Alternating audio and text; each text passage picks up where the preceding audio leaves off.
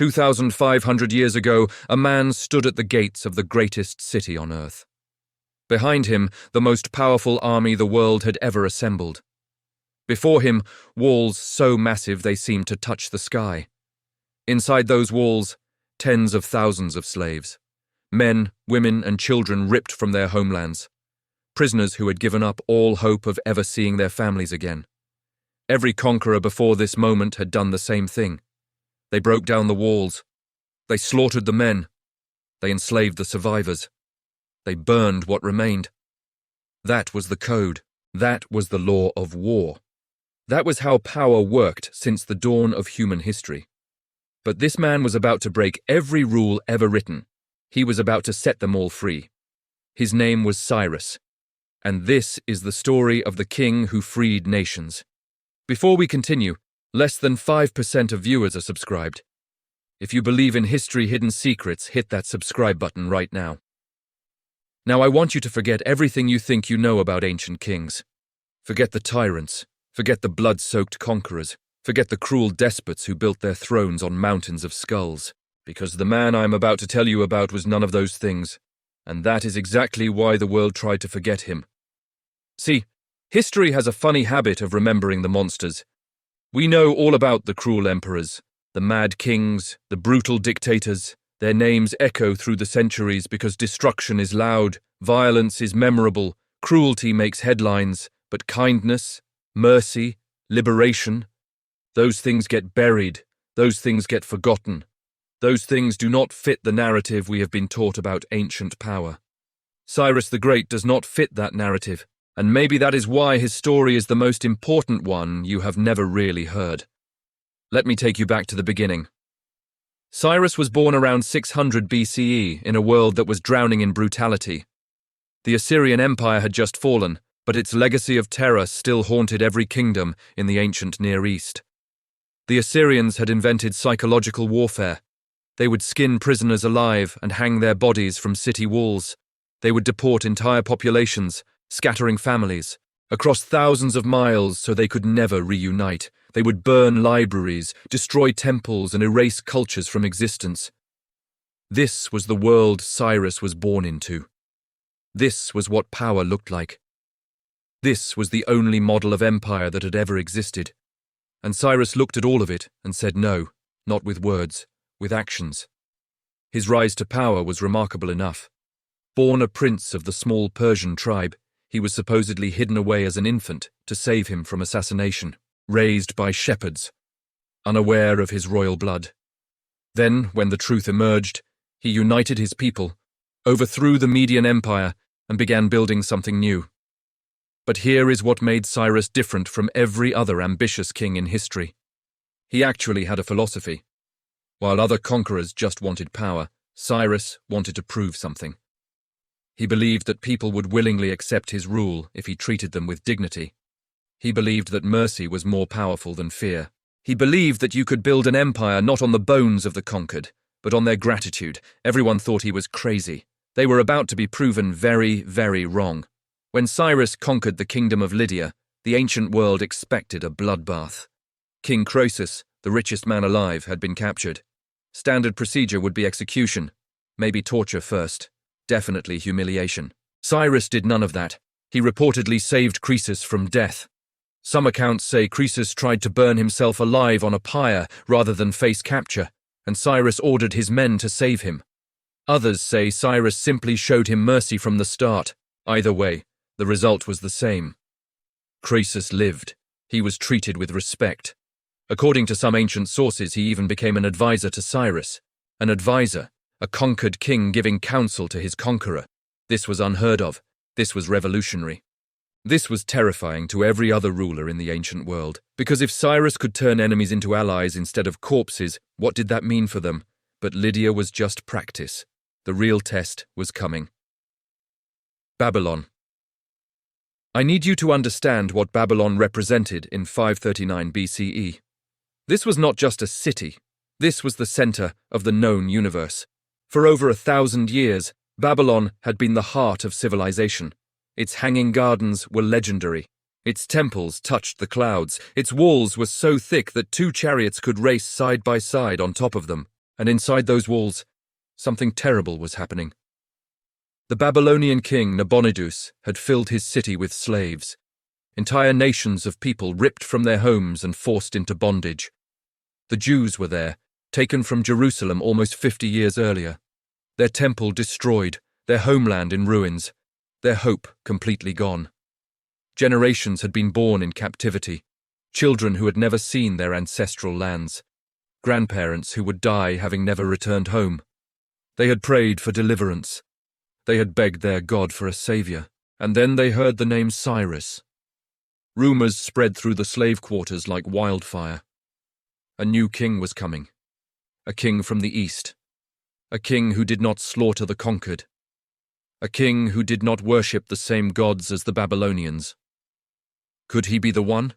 Could this be the answer to decades of prayers? The prophet Isaiah put it directly into words. He called Cyrus the Lord's anointed, the Messiah, the shepherd of God's people. Remember, Cyrus was not Jewish. He did not worship the God of Israel. He was a Zoroastrian, following the religion of ancient Persia. But the Jews saw something in him that transcended religious boundaries. They saw a liberator, and they were right. When Cyrus finally reached Babylon, he did not attack the walls. He knew that would be suicide. Instead, he used his engineers to divert the Euphrates River, which ran directly through the city. The water level dropped. His soldiers waded through the riverbed at night, slipping under the walls like ghosts. The city fell almost without a fight. Now here is where everything changed. Here is the moment that should be taught in every school on earth. Cyrus entered Babylon not as a conqueror, but as a liberator. He did not burn the temples, he honored them. He did not massacre the people, he protected them. He did not enslave the population, he freed the slaves who were already there, all of them, the Jews, the Elamites, the Mesopotamian peoples. Everyone who had been dragged to Babylon against their will was told they could go home. Can you imagine that moment? Can you imagine what it felt like? 50 years of slavery, 50 years of praying for freedom, 50 years of watching your children grow up in chains, and then suddenly a foreign king stands up and says, "You are free. Go home. Rebuild your temples, worship your gods, live your lives." The book of Ezra in the Bible records this moment. Cyrus issued a decree that the Jews could return to Jerusalem and rebuild their temple. He did not just allow it, he funded it. He returned the gold and silver vessels that the Babylonians had stolen. He gave them resources to start over. This is recorded in scripture. This is verified by ancient Persian records. This actually happened. But Cyrus went even further. He created something that many historians consider the first declaration of human rights in history, the Cyrus cylinder. This small clay cylinder, covered in cuneiform script, was discovered in 1879, buried in the ruins of Babylon. When scholars translated it, they could not believe what they were reading. Cyrus, speaking in his own words, declared his principles. He announced that he would not terrorize the people of Babylon. He would not allow anyone to terrorize them. He would respect all nations, all traditions, all religions. He would let displaced peoples return to their homelands. He would rebuild temples that had been destroyed. He would rule with justice, not fear. The United Nations has called this cylinder the first Charter of Human Rights. A replica sits in the UN headquarters in New York City to this day. 2,500 years ago, a Persian king articulated principles that we still struggle to live up to. Think about that. Let it sink in. The founding fathers of America studied Cyrus. Thomas Jefferson owned 2 copies of Cyropedia, the ancient Greek biography of Cyrus written by Xenophon. The framers of the Constitution were influenced by stories of this Persian king who believed in religious tolerance and the dignity of all peoples. The echoes of Cyrus are everywhere in our modern world. We just do not realize it. But why? Why did Cyrus do this? What made him different? Some historians point to his Zoroastrian faith, which emphasized truth, righteousness, and good thoughts, good words, good deeds. Others suggest it was purely strategic. By treating conquered peoples well, he turned potential rebels into loyal subjects. His empire became stable because people genuinely wanted to be part of it. I think it was both. I think Cyrus understood something that most people still do not grasp. Fear creates compliance. Respect creates loyalty. You can rule through terror, but you will spend every moment watching your back. Every conquered people becomes a powder keg waiting to explode. Every generation plots revenge. Or you can rule through wisdom. You can show people that your empire offers them something better than what they had before. Safety, prosperity, the freedom to worship and live as they choose. Cyrus chose wisdom, and his empire lasted over 200 years. Now, Cyrus was not perfect. Let me be clear about that. He was still a conqueror. He still waged wars. People still died in his campaigns. He was a man of his time, and his time was brutal beyond our modern comprehension. But within that context, he was extraordinary. He was centuries ahead of his era. He planted seeds of ideas that would not fully flower for millennia. His death came around 530 BCE during a campaign in Central Asia. The details are disputed. Some accounts say he fell in battle against a fierce warrior queen named Tomyris, who supposedly killed him to avenge her son. Other sources say he died peacefully after returning from campaign. What we know for certain is that his tomb was built in Pasargadae, the first capital of his empire. It still stands today, a simple stone structure that has survived over 25 centuries of history. Alexander the Great, when he conquered the Persian Empire 200 years later, visited this tomb. He found it had been vandalized and looted. According to ancient accounts, Alexander was furious.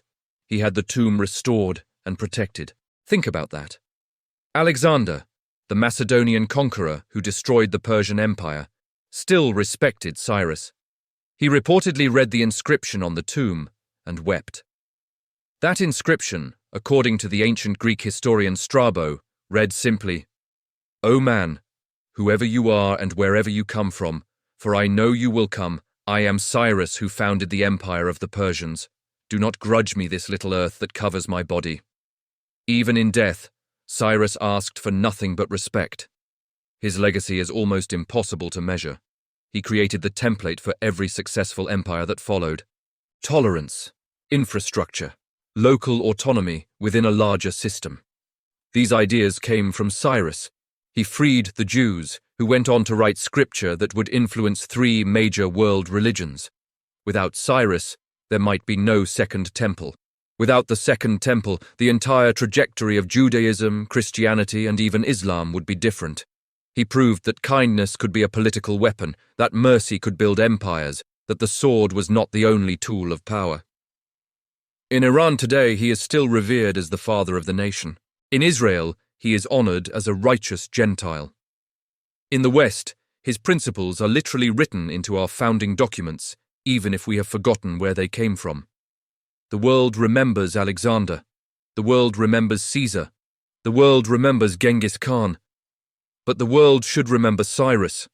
Because while other conquerors built empires on blood, Cyrus built one on hope. While others crushed nations into submission, Cyrus lifted them up. While others are remembered for what they destroyed, Cyrus should be remembered for what he set free. He was not just a king. He was not just a conqueror. He was the first person in recorded history to understand that true power lies not in chains, but in the breaking of them. Cyrus the Great, the king who freed nations. And now you know his story.